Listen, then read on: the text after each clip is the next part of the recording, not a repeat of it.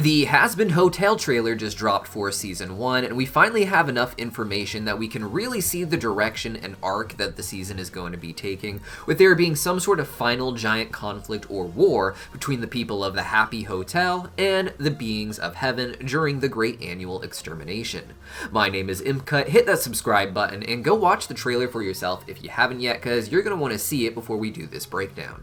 The trailer opened with its own in-world commercial made by Alistair for the Happy Hotel, which, as in the pilot, he has started calling the Hazbin Hotel after changing its sign away from the Happy Hotel. This is an amateur commercial looking just as bad or worse than the one Blitz made for IMP in Hell of a Boss, and the fact that Alistair is the one making it when he hates video is particularly funny.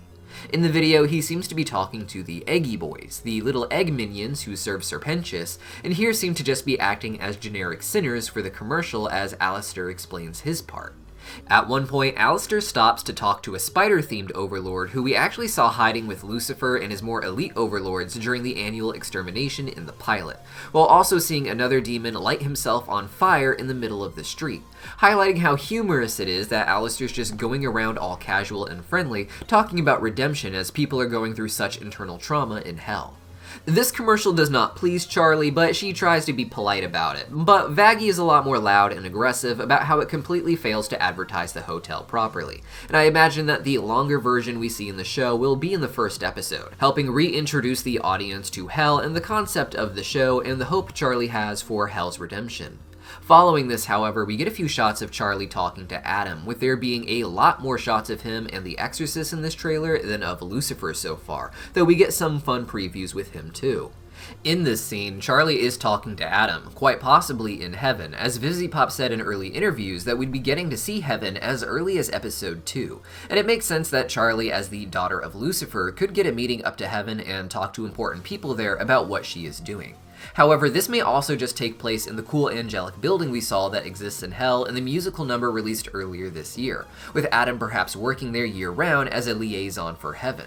Whatever location they are at, the conversation seems to be to try and help the hotel, but seems to actually only make things worse. It's well understood that the goal of Charlie is to rehabilitate sinners in such a way that they can be allowed into heaven, allowing them not to die in the annual extermination over those who can't find redemption, but also leaving more room in hell for those left behind. All of this is done with the hope of ending the annual extermination, where the exorcists come down to hunt the otherwise immortal sinners with their special angelic weapons that can permanently end their lives. Now, in the beginning, Charlie's hotel seemed like something that people did not take seriously, with all of Hell laughing it off after her news broadcast advertising it. But this trailer indicates two things. One is that a lot of people are going to join the side of the Hazbin Hotel in the end, and the second is that a lot of people, demons and angels, are going to turn against the hotel as well, making it one of the most divisive places in all of the Pride Ring. I had previously theorized that the Overlords actually like the Annual Extermination, because it could allow for population control that is helpful for their economy overall. However, as many fans have pointed out, the meeting the Overlords are having in previous Hazbin Hotel previews seems to be about how much they hate the Annual Extermination, what with one of them being in a crossed out circle on their little board. The Annual Extermination is something done because of Hell's overpopulation issues, but the angels behind it seem to have something of a personal vendetta against Hell as well. In heaven, there are different types of natural-born angels, but the exterminators are led by Adam, who is the first man on Earth and the father of all humans. The exorcists who work under him and who do most of the real hunting, it seems, are an army of female descendants of Adam, with his second-in-command being seen in previews named Lut.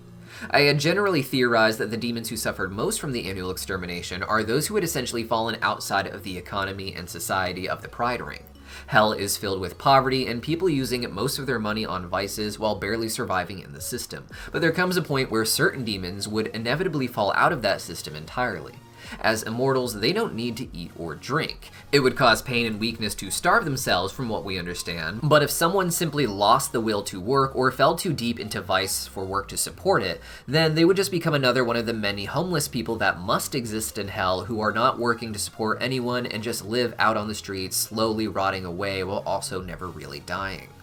These sinners would have no shelter at all during the annual extermination and would be the easiest targets for the exorcist to pick off. The fact that the Overlords are concerned, however, seems to indicate that the Exorcists may actually target higher-profile sinners in addition to the masses that they likely still also exterminate, as that seems to be the mindset that Adam has in this trailer for Season 1 of the show. The second half of the trailer features a song of an entire group of people singing about going to war, with them talking about the annual extermination happening again in 24 hours. My theory is that episode 1 will start shortly after the last extermination still, with very little time passing since the pilot that Vivziepop has confirmed is essentially canon, with only visual differences from the series. This would give about a year for season 1 to cover within the show, where they explore how the hotel shakes up the dynamic of Pentagram City and Hell as a whole. In this song, we can see that Alistair is singing with Rosie, with there being a big group around the hotel, some seeming helpful and others seeming to be against the hotel. We see in other previews that it looks like Adam and Lou end up targeting the Hazbin Hotel in particular, and I think that at the next annual extermination, the Exorcists will end up trying to swarm the Hazbin Hotel in particular.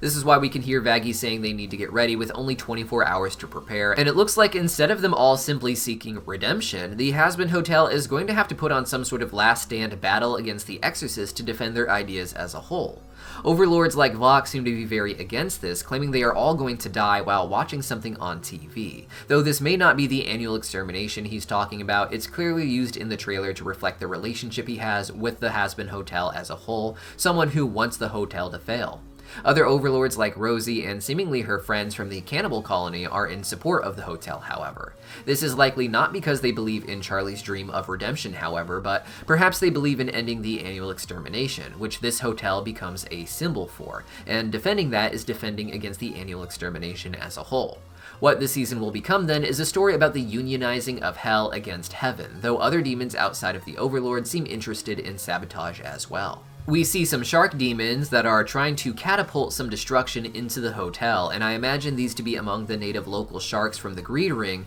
which seem to get involved in crime of other rings, and have even been seen in the Hazbin Hotel prequel comics doing dirty dealings with Valentino. This makes me think they are extensions of the Overlords here, native foot soldiers the Overlords are employing to sabotage the hotel even before the annual extermination.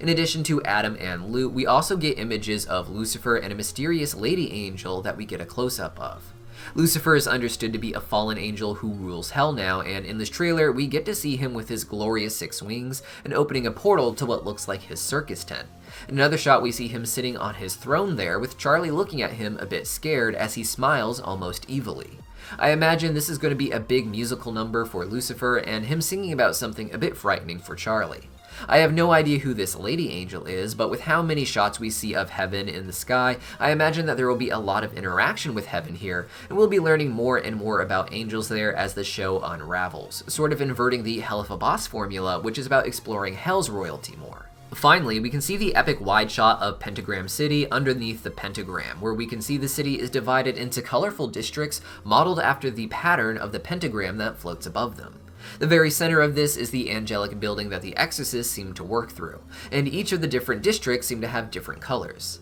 This would allow for a fun small system of places to explore in Hazbin Hotel, all within traveling distance of the hotel itself, giving us some fun, color-coded themed places to visit in the series, similar to the Rings of Hell in Hell of a Boss perhaps. The power going out is really ominous, and seems like another shot hyping up a big epic battle between the hotel and the angels during the next annual extermination. With there being plans for 3 seasons and season 2 already greenlit, I imagine each season will take place over the course of perhaps about a year, leading from one extermination to the next. But what do you guys think? Let me know your thoughts in the comments down below, and I'll see you guys next time. And now I gotta go eat breakfast.